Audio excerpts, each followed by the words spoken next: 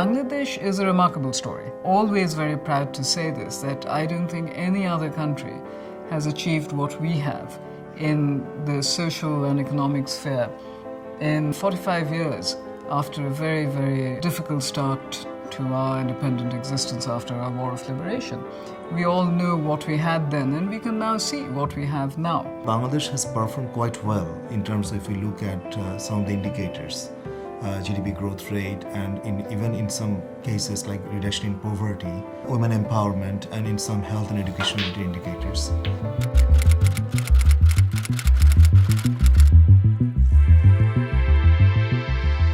There is a big plan of the government to set up 100 plus special economic zones in the country to attract foreign investments. Bangladesh is in an accelerated move of having a lot of hard infrastructure investment.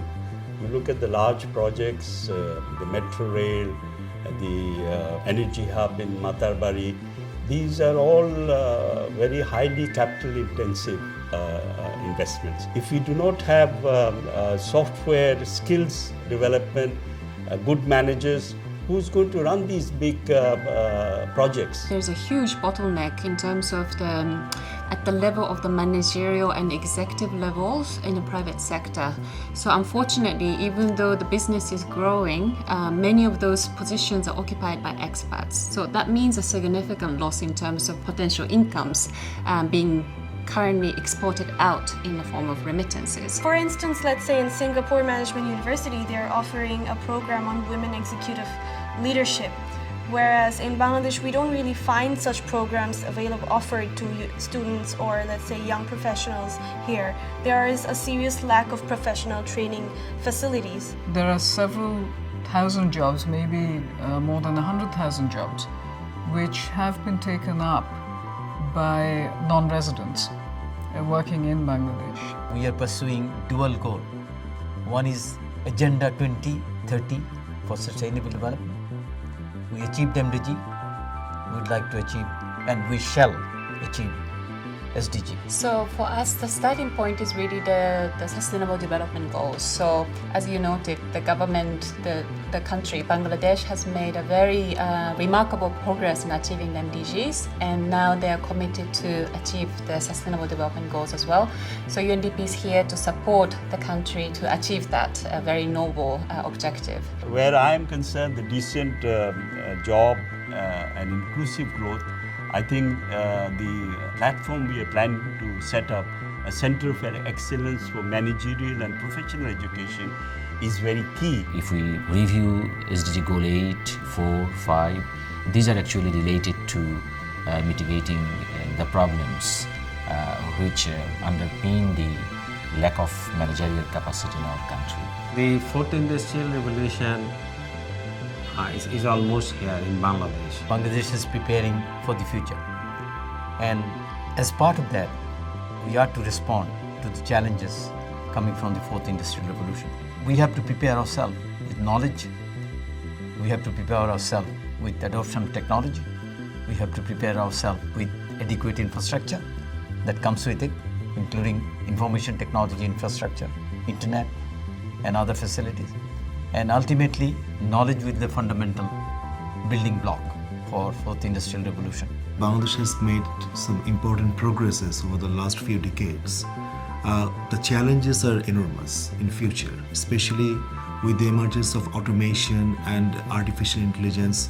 Now the fourth industrial revolution is just at the doorstep. And then the country has to prepare itself for these challenges. But the question is whether the country is ready now to encounter these challenges, and whether the strategies or the policies, whether they are in place to take up these challenges. The developed countries are really afraid to meet the fourth industrial revolution challenges, and they're taking preparation in line with the innovation, etc. But the country like us, we are not actually taking much preparation because we have lack of skilled managers. Lots of new innovations are going to come in our biotech and agribusiness industries. But what could not be done by the robot is the design, the thinking, the emotion. The next job area, the next work area is all a collaboration. There will be no individualism. So people has to have more skill in people skill, team building, leading the team and others. And importantly, we are falling behind in all these things. By the year 2030, 2 billion jobs will have vanished. It is an alarming kind of statistics, but why I say this is, by vanishing is that the nature of the jobs will change. So we have to develop the skill level of the workforce. We have to kind of create a huge pool of skilled labor who can take this technological development or advancement agenda forward. We have very intelligent young boys and girls who are crossing the world rankings in A levels and O levels. So we have an educated class, but these need to be trained. Every year we are remitting now they say $6 billion for foreign professionals and managers. Yes, we need them, but what about our young boys and girls? They not aspire to be CEOs and CFOs and Chief Information Officers. We need to build them up. The young population and in schools and colleges and universities, work-related skills such as innovative thinking, leadership, management skills, all these are given less priority, and books and theoretical aspects are given more priority. You have to bring a lot of experience into the class. And how do you do that? Either you train your faculty, you send them in the specialized area, give them the time to learn about it, and then they come to the classroom and teach about it.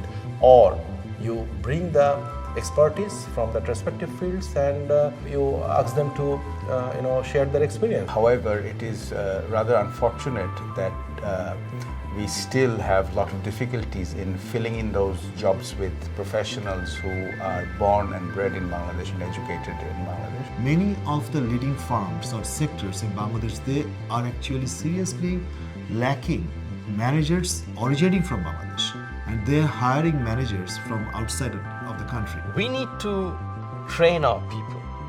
We need to impart the right training for the right skills. We need to reskill our mid and senior level executives and enable them to think differently, think out of the box. So once a graduate coming from university, he should take some basic courses of managerial courses in a professional institutions. And that professional institutions will link him with industry. But we need diversification of our export basket. We need diversification of the whole economy. And the diversification should not just rely on low-skilled labor. When you're talking about a professional development institute, wherever it might be, Chittagong or anywhere else, the point is there's got to be a mass exchange of information. Bangladesh Employers Federation is very happy in trying to find out how a center of excellence can be developed. Once this is done, I'm sure we'll be able to create a cadre of highly skilled, highly motivated and highly efficient mid and senior level professionals. The process has started now.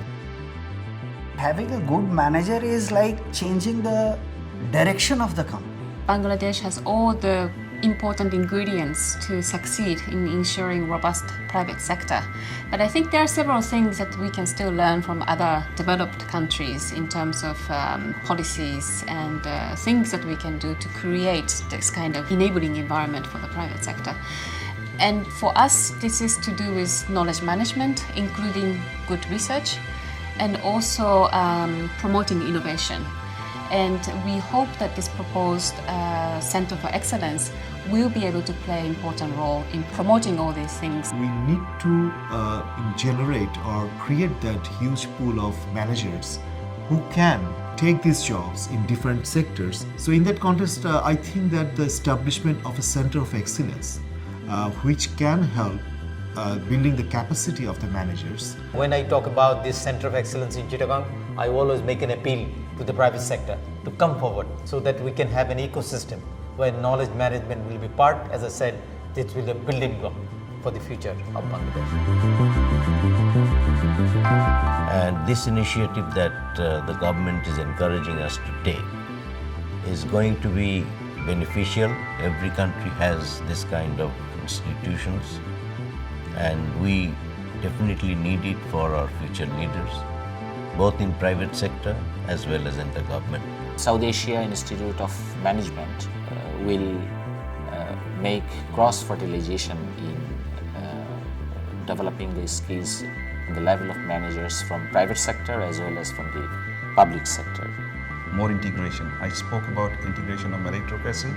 Here also we need coordinated work, we need integrated work, and we need to move very quickly. This Center of Excellence can be a kind of game changer, because if it is properly institutionalized, if it's properly established and managed, and is properly handled, then it can cater the demand for many of the challenges which are coming up for Bangladesh in many of the sectors. I am happy to see that South Asian Institution of Management is going to be established in Chittagong with the support of development partners, initiative of private sectors, and also government has given support.